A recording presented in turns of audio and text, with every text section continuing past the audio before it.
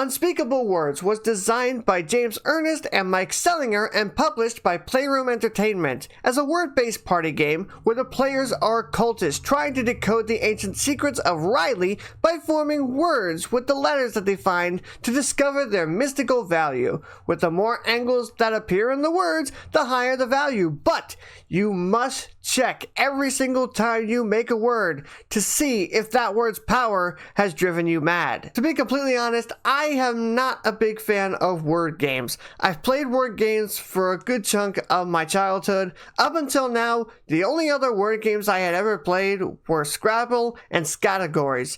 And even back then, I always thought Scrabble was okay, but Scattergories, and I'm not gonna please some people with this, but is one of my least favorite games of all time. So I was really skeptical going into this game, but there is one aspect of the game that actually got me intrigued and gave me some hope for it, and that is the way that the words would be scored, which I'll get to later on. Does that make this game a winner for me? Let's find out. I found the theme that they were going for, where you are cultists trying to decode the secrets by making the words and then discovering their value, but seeing if that value drove you mad. I found it to be a lot stronger than I initially thought it would be. Now, I know there's a lot of people who are not going to care how thematic this game is, because this is supposed to be a party game, and party games are usually meant to encourage social interaction and maybe even get some laughs out of it. And if that's the case for you, that is completely understandable. Now, for those of you who do care about the theme, I found it to be surprisingly strong. The words that you play out in front of you is literally just you decoding the words, and the value of those words are the points that you get. The one aspect that didn't really work thematically wise, if you really want to talk about the theme, is having the Cthulhu pawns represent your sanity and starting with them in front of you, and when you lose sanity, you give them to the center of the playing area, because it seems that Cthulhu is basically insanity. He is the representation of going insane. So starting with them in front of you would make you seem insane already, so giving them up would make you seem less sane. Whereas if they started, say, having none in front of you, and then every time you lost sanity, you gained one, and after gaining so many, then you've gone insane, it would just make so much more sense to me. Now, like I said, this is a party game, and most of the time, party games are not meant to be super thematic, and people just play them to have some social engagement. And because of that, I can forgive that part of the game for maybe not being as thematically strong as it could be, but at the same time, for a game that is just about playing cards and making words and scoring them and just seeing if you lose health points, basically, it turned out to be a lot more thematic than I thought it would be. Because when I first looked at this, I thought that this was a completely pasted on thing, and as I thought more about it and how the mechanics worked, it actually ended up being a more thematic game than I thought it would be. Now, like I said, if you don't care about the theme, then that's fine, and you can completely disregard this part. It's just, for a guy who does like to have theme in the game, it was just a nice breath of fresh air, I guess, is the right way to say it, for me. The components I found for the most part to be great. The die is a standard 20-sided die, but the numbers are engraved, which is great. That means it's going to last a lot longer, and you don't have to worry about it rubbing off when you're playing, which is always a plus.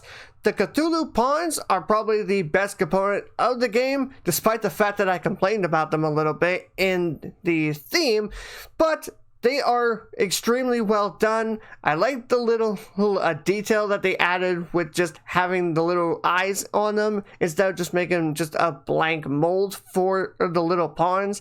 They actually took the time to create just a tiny little bit of detail, and that's something I appreciate. The cards themselves also, they're very easy to read. The letters are easy to tell apart from each other. They do not blend into the background, which is very nice. I like the little text underneath them all, giving them like a little name for different elder things that they're supposed to represent. The Unspeakable Letter card also works very well. It's very easy to read. It's easy to understand. The only complaint that I have against the components really is that the quality of the cards themselves, they are very, very thin, and they are very easy to bend up and rip if you mishandle them. And that is something you will need to keep in mind, that if you handle them too roughly, you can easily mess them up, and then that could actually ruin the game, because if you basically have a folded a card, everyone's going to know what letter that card is going to be because it's a fold on it and you can recognize that. So that is something you'll need to keep in mind. But apart from that, the components I think are very nice. In terms of how hard the game is to learn and understand and get into, I think it's one of the easiest party games to get into and play.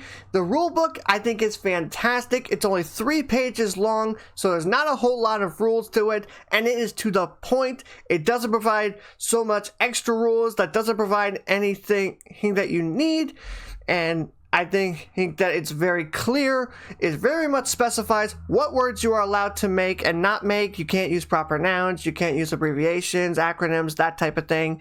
It specifies that the various limitations that the players all have to follow.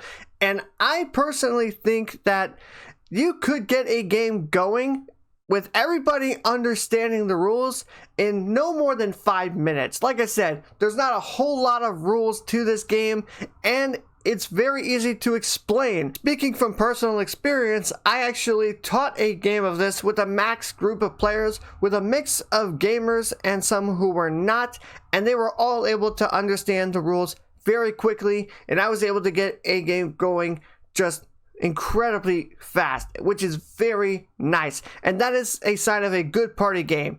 A good party game, I think, needs to have simple rules and easy to get into, and this game does that. I found the gameplay for the game to be a really weird mixed bag, because there's a lot that I like about it, but then there are 2 big things that I personally found that can either be a minor deterrent or as not much of a bother to some, but a complete turn off for others. And I want to mention those things first. The first one being, it is luck heavy. The cards that you get that you then have to make words to decode the secrets of Riley is completely random. It is completely random what cards that you draw that make your hand up that you then have to use to form the words. And you could end up in a situation to where you could end up with a whole bunch of letters that will score very low for you, and then the next player that goes can score a really high word. But the game actually compensates for this, I think, to a somewhat degree by not having the letters score based on their frequency, but by how many angles that each letter has. And this is what I was alluding to in the intro. The game's scoring system scores the words not based on the frequency of the letters used, but the angles of the letters that are used in the word. So if you were to use a word that has a lot of curves in it, like for this example, the word moo, you're not going to score a lot of points. But the game actually compensates for that because of the sanity check. The way the sanity check works is that you roll a die, and if you roll more than or equal to the amount of points that you scored for the word, you're fine. If not, you lose a sanity. And that kind of, in a way, to me at least, balances out the way that the scoring system would work and the ways that the luck factor would work against the game. Because if you were to play a word that has a lot of angles, you could score a lot of points, but you're also putting yourself at a much higher risk of losing your sanity because of that die roll. Whereas if you were to play a low scoring word like mood, like I talked about, sure, you may not get as much points, but you have far more odds of keeping your sanity, and you are likely to stay in the game longer. That being said, the die roll to check your sanity is completely luck based. it is just a roll of the die, and depending on the number, you may lose a sanity or not. And it is rare, but it has happened in the games that I've played, which, full transparency, I have only played one of. But it can happen, and I've seen it happen, where somebody will score a low word and still end up losing a sanity because of the die roll. So if you are not a fan of luck in games, especially high luck in games, then this is not a game that you will enjoy, and I just want to get that out of the way right now. I personally didn't mind the luck factor because this game is very short, which is another good thing. Party games should be relatively short, and this one is. Even with the full complement of players, which is the one game that I played of it, the game that we played lasted no more than 50 minutes, and that was including the time that it took me to explain the game.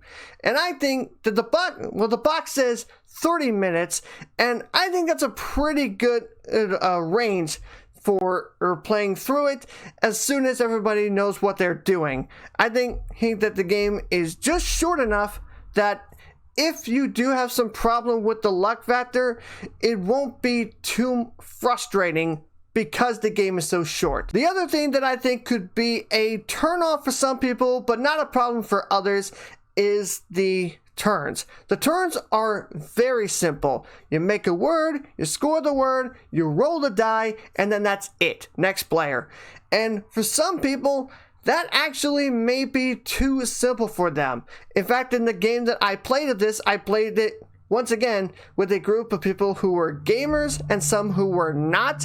And the people who weren't gamers at all didn't mind that the turns were so simple. Neither did I, to be completely honest. I liked the fact that the turns were so simple because that meant that play kept going around and around and around, and you're not waiting too long for your turn, so you're not just sitting there bored, just waiting to go. And even in between turns, I actually found myself invested with the other players because even though we don't really interact with each other, which is a bit of a draw against what a party game should be, but it doesn't really bother me in this game because even though we're not directly interacting with each other or really socializing with each other, we're invested in each other's turns because we're curious on what's going to happen on that opponent's turn. How much are they going to score? What are they going to roll for that die? Are they going to lose that sanity? And so while it's not direct socialization, there is still some investment, I think, in the players. Now, not everybody is going to think that way. Some people are going to play this game and think it is too simple for them, which it's a simple game. You play cards, you score them, you roll a die, and that's it. And some people may think it's too simple to really find much enjoyment out of it. But there's two big things about the gameplay that really stuck out to me. And it's that, first of all, there's 4 different variants that you can play through. And you can play through them in any way that you want. You can play without any of them, you can mix and match, you can play with just one. And that provides a lot of replay value for the game, even if they're very small. They're very simple to implement, but they do provide just slight changes to the game that just change up the way that you can play it. So that is a very, very nice little addition. Despite the fact that it's so simple, it just adds a little bit more change that you can run through from game to game. The other thing that struck out to me is the one rule that happens where you are left with just 1 sanity. And that is that when you get down to 1 sanity, the normal rules for spelling no longer apply to you, so you can make anything you want. And even if you want to, now this is not required, but if you want to, you can even give it a definition. And that one rule has provided probably the most enjoyment out of it because it is funny to me to see just the insane words that people come up with when they're down to 1 sanity and just the insane definitions that they'll come up with for those random words that they make. And honestly, to me, that is the most fun for this game, is the fact that once you get down to that one point, you can just do anything.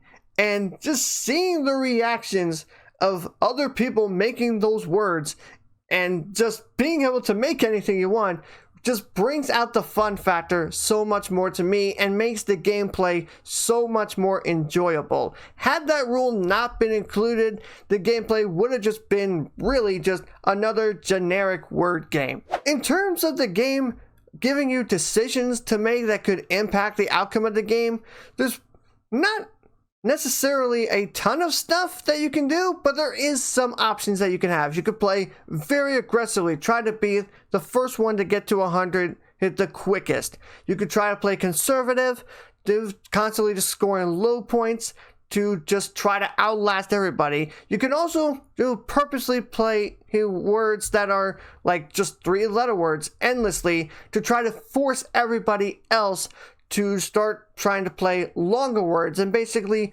forcing them to risk losing sanity that way.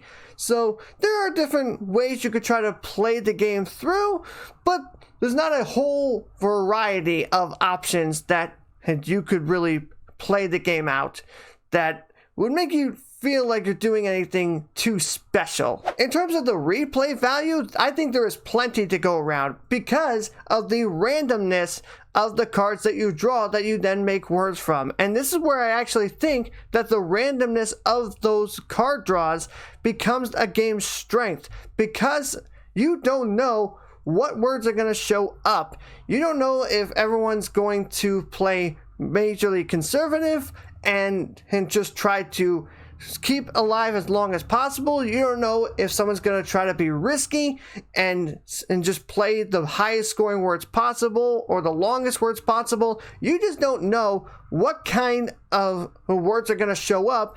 There's going to be some words that are not going to show up in one game and then show up in another, and vice versa. And like I said, the 4 variants that the game comes with that you can mix and match, you can play without, you can play with all of them, just those little variants and the randomness of the cards that are coming up that determines what words you make, I think brings out a good amount of replay value to the game. Overall, despite the fact that there is a high amount of luck in terms of the die roll and the card draws, and the fact that the game is very simple to play through, I actually found myself enjoying this game quite a bit. And I think that if you are looking for a word game outside of the whole typical Scrabble type of thing, and you don't have a problem with some luck being thrown into it via a die roll, and if you are looking for a word game to bust out with your friends, or a party game to bust out with your friends or family, I think this is one you should look into. I'm going to give Unspeakable Words a 7.5 out of 10. And those are all my thoughts on Unspeakable Words, and with all that, I want to know, what are your thoughts on it? Let me know in the comments. I hope you all enjoyed this video. If you did, give it a big thumbs up. If you want to learn my thoughts on more games, or if you want more videos, make sure you subscribe to the channel for more tutorials, reviews, and unboxings. Thank you all as always so much for watching, and I will see you in the next video.